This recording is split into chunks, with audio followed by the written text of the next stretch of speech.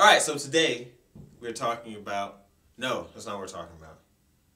Camera rolling. Linguistics, take one. We're talking about linguistics today.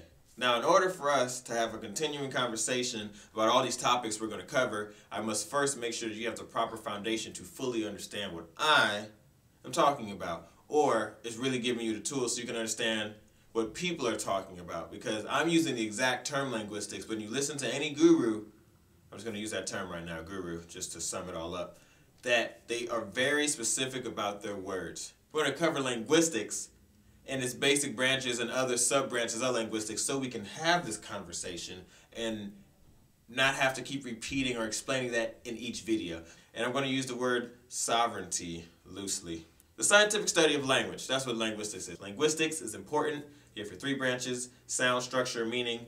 And we're mainly focused on meaning and how that affects you and will affect you. And I just want you to become aware of it, because the next thing we're going to talk about is fallacies, or thinking critically about sovereignty. We'll break down the other two very briefly, and then we'll get more into the third one and then talk about another form of linguistics, which is called paralinguistics or paralanguage, which has paralinguistic properties. Sound. Now in sound you have phonetic and phonology.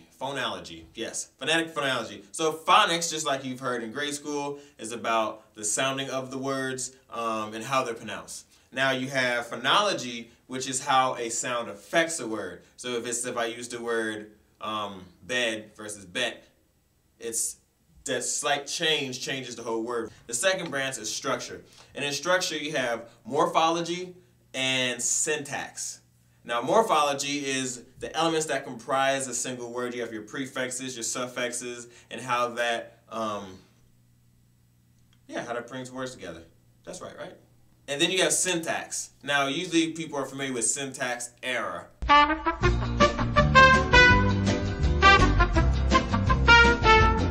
When you see a computer, but syntax is the way you put your sentences together. And anyone, again, if you study another language, you realize that very quickly that you have like subject, verb, something else, or the verb comes before the subject or after the subject, or it's flipped around some type of way. That's syntax. And that's in each language is going to be slightly different. Meaning, which is third branch, yay, part 3. In meaning we have semantics and pragmatics. It's pragmatics, right? I think that's pragmatics. There you go, pragmatics. It's pragmatics. All right, so one is the literal meaning of words, semantics, and the other one is the meaning on words based on their relationship to the parties. Like what I mean when I say it to you versus if I say the same sentence to that random person over there. The semantics is very, very important, especially when listening to people, seeing how most of the education that we have, or that most people have, is through audio and YouTube. In semantics, you have connotation, denotation, and there's other forms in there, but no, connotation is how you perceive the word emotionally, and it's subjective. Like if you say the word consequence, it has a negative connotation, but consequence denotes that something will happen after an action. That's it. If you're a person who keeps saying, to me, and you talk about a meaning, you say, to me that means, we're going to have a hard time communicating because I got to define everything you're talking about. We have standards. Dictionary, this is our standard. Dictionary. Go look it up if you don't know what dictionary means.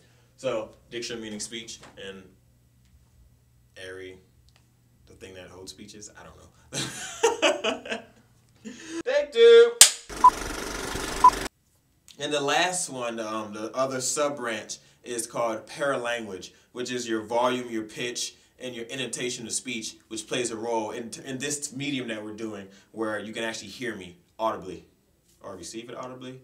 Yes, you receive it audibly, and I say it orally. Orally, audibly, yes, all that good stuff. And if you're using common parlance or colloquial speech, and you're coming over here into this area of law, and you don't really see that you're making a transition, you're in big trouble. So when you're listening to someone, whether it's audio or watching someone on YouTube or someone in a seminar, especially live at a seminar, you must listen very carefully.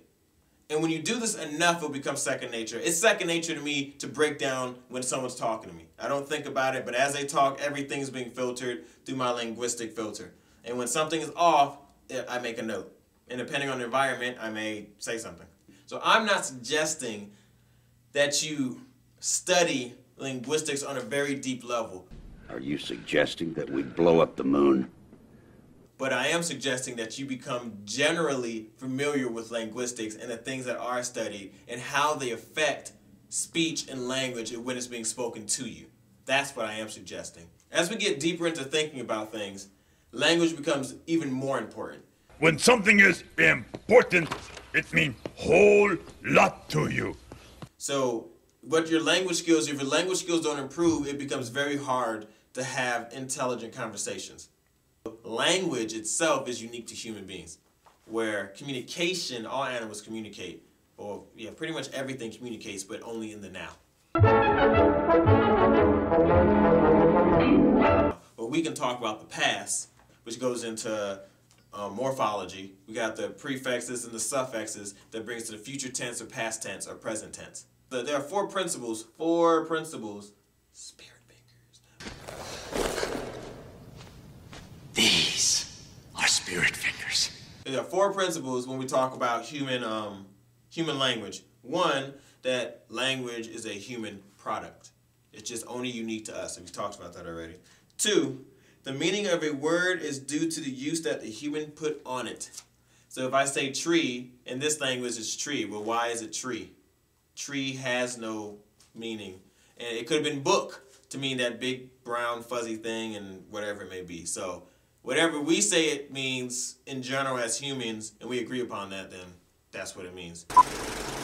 The meaning of a word is arbitrary because the word actually in itself means nothing. It's just a way we can express an idea and know we're talking about the same thing. But the fourth most important one, symbolic communication, means that we must agree to the use of the symbol. People who are always talking about to me, or they just say a word without taking into account that that's what they mean by their use of the word, it becomes very hard to, you have a lot of miscommunications and your conversation starts to go nowhere.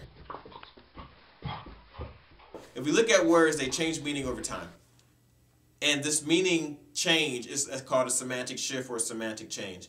And a good example of that is the word conversation. Now, you know what conversation means today, but around 1300s to about 1700s, 1740s, conversation meant the act of living among other persons. You're having a conversation, and I don't even know how you would use that part grammatically. Conversation. I don't know. If you move up to about 1594 to about 1809, it meant sexual intercourse. I have conversations with ladies every day. Okay, that's not true. And around 1620 to 1720, conversation meant being involved with something in business or a study. So conversation took a complete change from there. And now, today, we understand conversations mean an exchange of ideas between people. So that was a big semantic shift. And if you look at, there are other words that change the meaning over time. But if you look up that in linguistics, that's called etymology. And etymology is the history of a word. So those are very important to understand because what a word used to mean, the root, could give you a better understanding of the word, depending if the word hasn't changed too much or depending where the word came from. When we get into certain things, if we go back to the word conversation, which is the right meaning?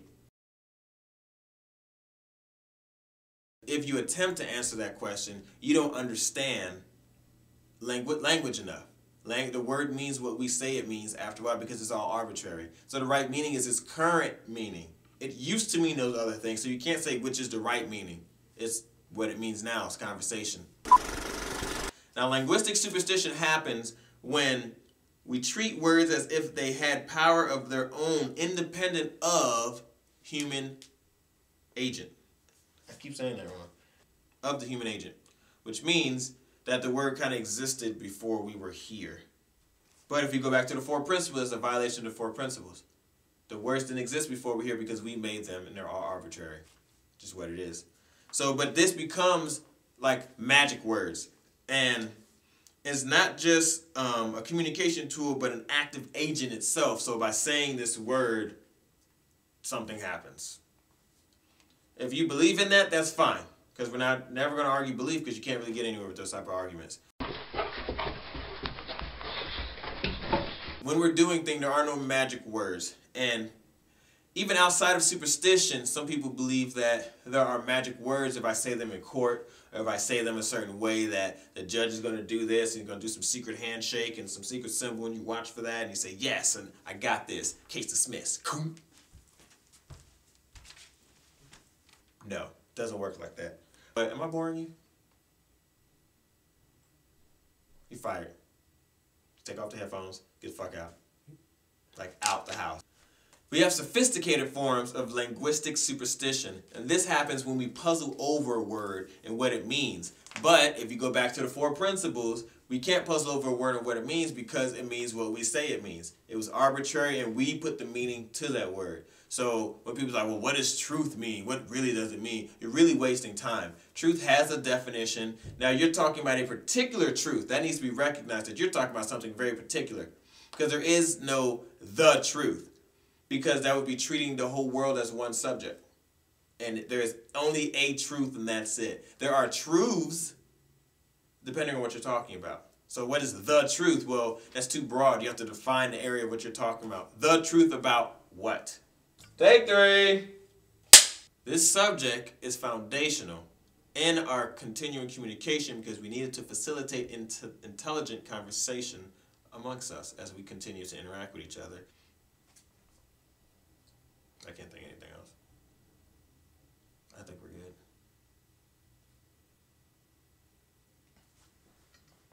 Yes. Cut.